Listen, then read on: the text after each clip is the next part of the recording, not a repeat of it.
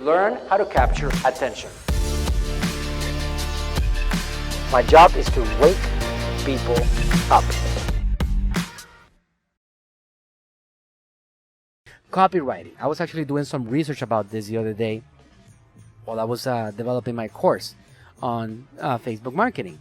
And I found out, for example, that the copywriting, it has a history. You might wonder, why is it copywriting? Are you copying somebody else? Well, that's the way it used to be. Copywriting comes from that idea that somebody would write something and then somebody else would copy it on a piece of paper and then it would just get printed. It's basically how it came about into existence.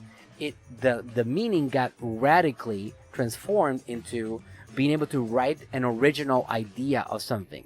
So you write an original idea that communicates a message. It relays a message that can actually penetrate somebody else's mind and create an impact on them. So it teaches them something about what you can offer them and how you can help them.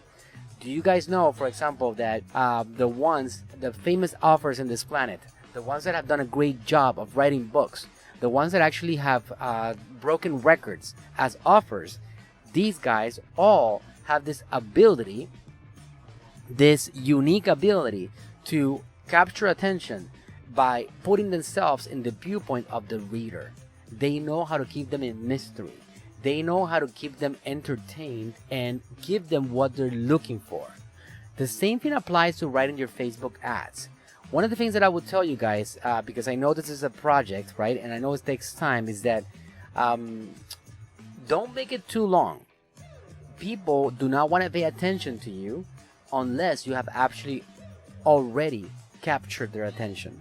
So as a first step, guys, when you're writing an ad, if you're trying to connect with people for the first time, let's say that you're trying to run cold traffic campaigns, people that don't know who you are yet, make sure that you write short, concise, to the point ads on your Facebook account, on your Facebook Ads Manager, so you can get a chance to just drive the point home and tell them how you can help them.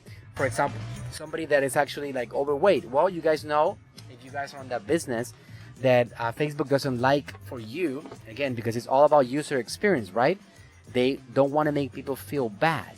So you can't say to somebody, are you tired of feeling fat? Facebook will not approve that because it does ruin the experience. But what you can say is like, would you like to have more energy? Do you feel that your body could improve somehow? Do you feel that a body has potential to improve their stamina so it can repair itself?